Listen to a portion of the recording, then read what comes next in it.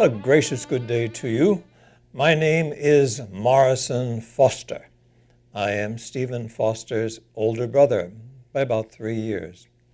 I'd like to thank all of you ladies and gentlemen of the Pittsburgh Musicale Society for your invitation today to speak about my brother. There are many myths and legends that can attach themselves to a person of prominence, and also some misinformation. So I'd like to sort out and straighten out some of these things today.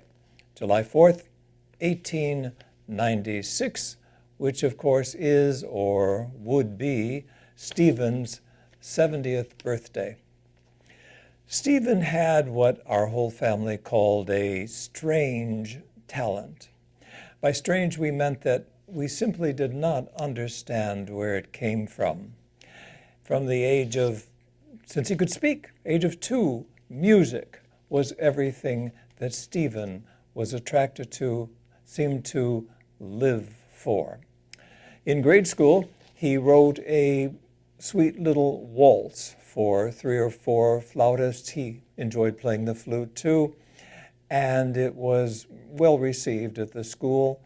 And at age 16, he composed a rather attractive melody and later on found in the New York Mirror a poem that fitted exactly. The poem was called "Open Thy Lattice, Love," and it was the first thing that Stephen had published at the age of 18.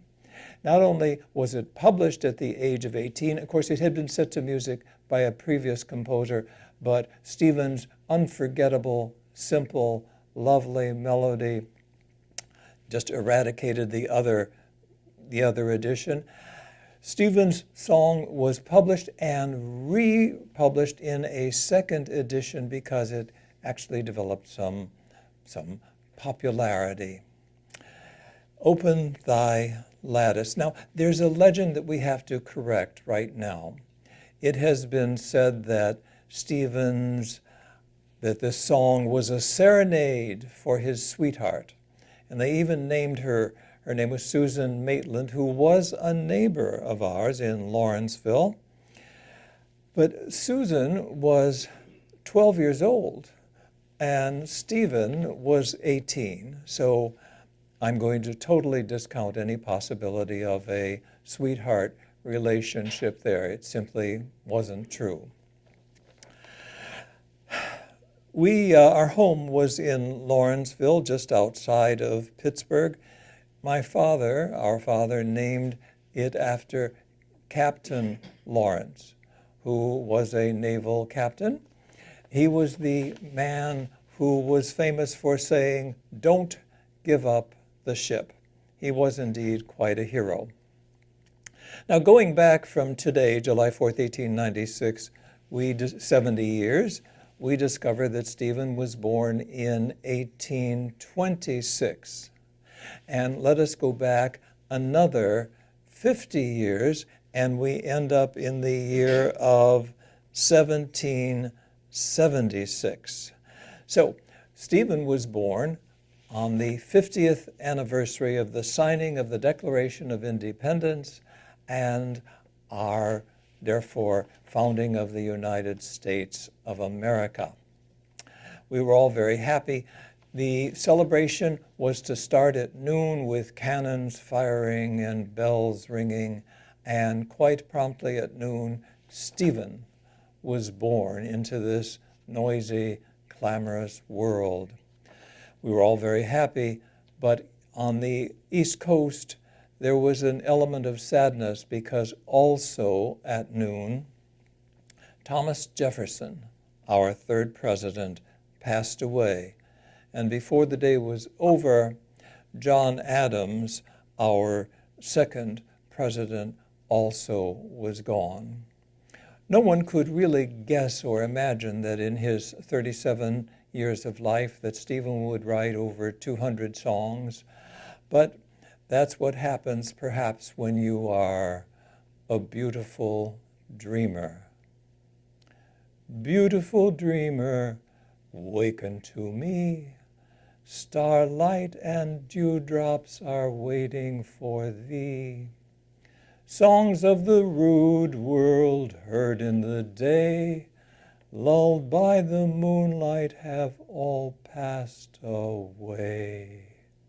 Starlight and dewdrops, ah yes. Stephen was not much of a scholar, but we must admit that he was organized and methodical. It was difficult to get him to come out to social occasions, but it was clear that he really liked people. He was indeed a very trusting person, but quite frankly, that made him an unsatisfactory businessman. So he agonized for page after page for each of his songs, making sure that he had the exact word, the exact phrasing. So all of his songs are the work of diligence, hard work, and dedication. Stephen said that composing songs and music were the only things he wanted to do, that he knew that he could do, and that he liked to do. Here's a song of his. Camptown ladies, sing this song, doo-dah, doo-dah. Camptown racetrack 5 miles long, oh, doo-dah day. Going to ride all night, going to ride all day. The horse I fancy is the bobtail nag. Somebody bet on the bay. That song quickly became a favorite throughout the country. However, it had a disastrous effect in the state of New Jersey. There was indeed a city in New Jersey called Camptown, and people would visit that city and ask its residents where the racetrack was and why the racetrack was 5 miles long. This soon became an irritation to the people of Camptown, and so they changed the name of the city from Camptown to Irvington.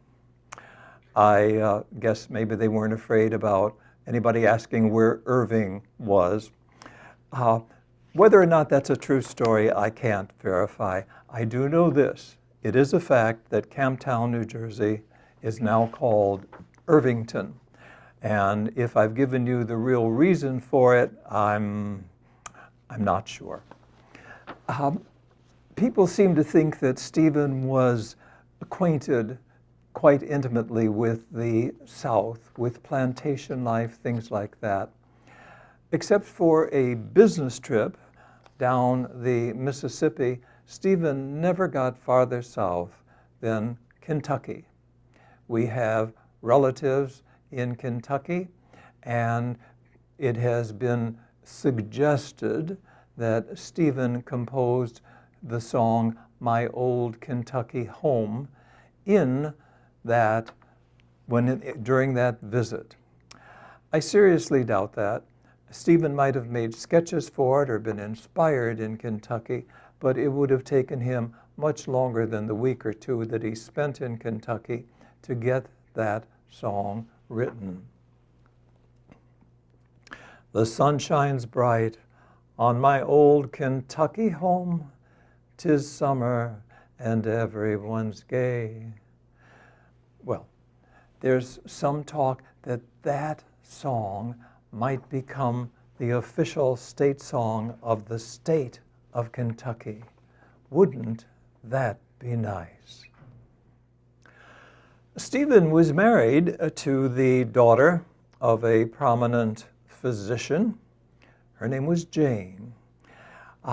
Their life was not very satisfactory, I'm sorry to say.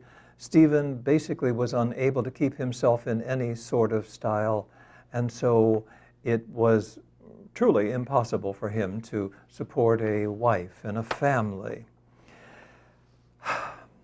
He called Jane by such names as Jenny and Jeannie, and so any songs that have that name in them are undoubtedly dedicated, at least in Stephen's mind, to his lovely wife. They had a daughter named Marion, and for the first 5 or 6 years of this marriage, some of his best songs were written. But in 1860, things changed. Stephen felt that he needed to be in New York City, where the big publishing houses were, where the artistic and musical environment was very, very much more prevalent than in our sort of frontier type of place that Pittsburgh was. So he moved to New York. Jane perforce became a telegrapher to support herself and her daughter Marion, and she went to New York rather regularly, trying to persuade Stephen to come back, but he simply felt that he had to stay there for his music. Not much else remains of information about this marriage. No one kept a diary, but everyone knows the song I'm going to sing next. I dream of Jeannie with the light brown hair, born like a vapor on the summer's air. I see her sitting where the bright streams play, happy as the daisy that danced on her way.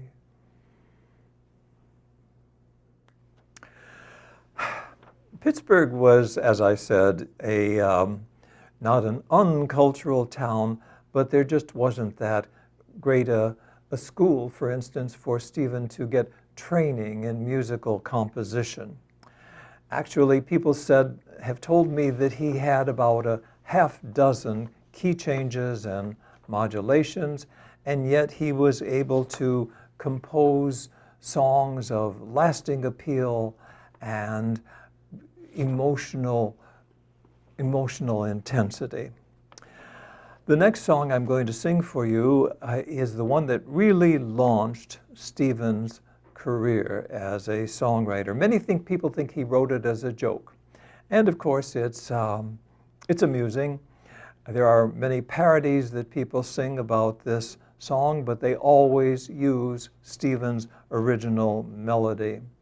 With the success of this song, Stephen felt he could make a living as a songwriter, and this offer, which came from a New York publishing house, assured him of that fact. The song is "Oh, Susanna." I come from Alabama with the banjo on my knee. I'm going to Louisiana, my true love for to see. It rained all night the day I left, the weather it was dry. The sun so hot I froze to death, Susanna, don't you cry. Oh, Susanna, oh, don't you cry for me, 'cause I come from Alabama with my banjo on my knee. We were all delighted as a family when we heard that this song was adopted by the 49ers who were going out to California to seek gold, and it was considered to be their marching song. Simplicity comes with a price. For the composer, the price was frustration at being able to find all the proper and exact words. Let me give you an example. One day, Stephen came into my office. He was writing a song called "Way Down Upon the Old Plantation." And he wasn't happy with that title, nor was he happy with the opening line, which was "Way Down Upon the Pd River." Pd spelled P-E-D-E-E. And he said, "Give me a name of a river, a southern river of 2 syllables. And I suggested Yazoo. And he said, no, that's been done. So we got out an atlas and we looked up rivers and found one originating in Georgia and going through Florida and emptying into the Gulf of Mexico. The river was called Swanee. And Stephen said, yes, yes, that's it, that's it. He wrote it down, ran right out of the office, didn't say goodbye, didn't say thank you. That was Stephen, full of boyish enthusiasm. Bless his heart. So, how can you argue with success like what the song ended up as? It's called The Old Folks at Home. Way down upon the Swanee River, far, far away.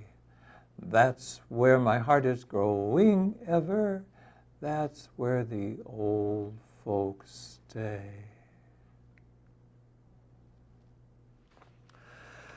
Well, I'm going to have to discuss, in order to give a truthful representation of my recollections of Stephen's life, I'm going to have to talk about 2 things that I've been avoiding, things that I've avoided basically all my life. And the first one is the quality or the inventiveness or the creativeness of Stephen's songs, his writings. Over 200 songs, and at least a dozen of them are known not only throughout this country, but throughout the world. Musicians have said that Stephen wrote plain, simple, ordinary things, and they were not inventive, innovative. They were just plain. And of course, I say to myself, what's wrong with that? They've even said to me, how could he write so poorly and yet write such good stuff? Well, I can't answer that. I just know that he wrote from the heart to the heart, and that is easily recognized by most people.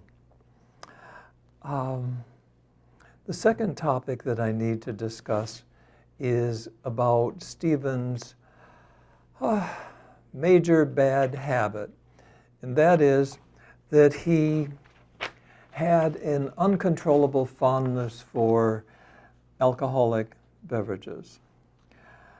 They called people like that drinkers. No one ever called Stephen a drunkard until after he was gone. No one ever called him or hesitated to call him a composer until after he was gone. Stephen died at the age of 37 of an accident. And I've had people tell me that they feel his drinking contributed or caused, actually, this accident and his subsequent death. I don't think so, but I'm going to let you judge, because I'm going to read you an excerpt by someone who was his friend. It's from a clipping from the newspaper of a woman named Mrs. Parkhurst Dewar. And she says, I met him in a large music publishing house on Broadway where I was employed. His songs created within me a feeling of reverence, and I longed to see him. One day, a poorly dressed, very dejected man walked in and leaned against the counter near the door. He looked ill and weak. No one spoke to him. A clerk laughed and said, Steve looks down and out. And then they all laughed, and the poor man saw them laughing at him, and I asked, who is that man? Stephen Foster, the clerk replied. He's only a vagabond. Don't go near him. I was terribly shocked Mrs. Stewart said. I walked over to him, put out my hand, and asked, "Is this Mr. Foster?" He took my hand and replied, "Yes, the wreck of Stephen Collins Foster." "Oh, no," I answered. "I feel it an honor to shake by hand the author of Old Folks at Home. I am glad to know you." And as I spoke, tears came to his eyes, and he said, "Pardon my tears, young lady, but you have spoken the first kind words I have heard in a long time. God bless you." I gave him both hands, saying, "These words will not be the last." And I asked him to sit at my desk a while and get acquainted. I judged him to be about 45 years of age by the lines and wrinkles on his face. He was actually only 37. But when this first visit ended, Mr. Foster thanked me and said it had done him a world of good to have someone to talk to. He had no one to call a friend. I asked him to let me be a friend. I said if he would bring me his manuscript songs that he had not been able to write out, I would do the work for him. He was very grateful, and from that time I was permitted to be his helper. He brought me his sketches written on wrapping paper, picked up in a grocery store. He told me that he slept in the cellar of a little house owned by a couple down on Elizabeth Street who charged him nothing. And he said it was comfortable, so I presumed he had a bed. One day, Mr. Foster came to my desk with the sketch of a song entitled "When Old Friends Were Here." He remarked that it might be his last song, and that would be the end of Foster. As he prepared to leave the store, it was growing dark, and he appeared weaker than usual, so I offered to go with him to the street to help him onto the carriage, and he said very honestly, "You are my only friend." And as the door closed, he waved, and the last words I heard him say were, "God bless you." The next day he did not call for his song, but the evening paper appeared with a great headline, "Stephen C. Foster, Dead." It relates, at 11 o'clock last night, a policeman heard groans in the cellar of a house he was passing, and upon entering found a man lying on the floor. The man was taken to Bellevue Hospital in unconscious condition and passed away from excessive bleeding at 1 o'clock. I went to New York to bring Stephen's body back by train. He was buried in the nicest part of the cemetery near our parents.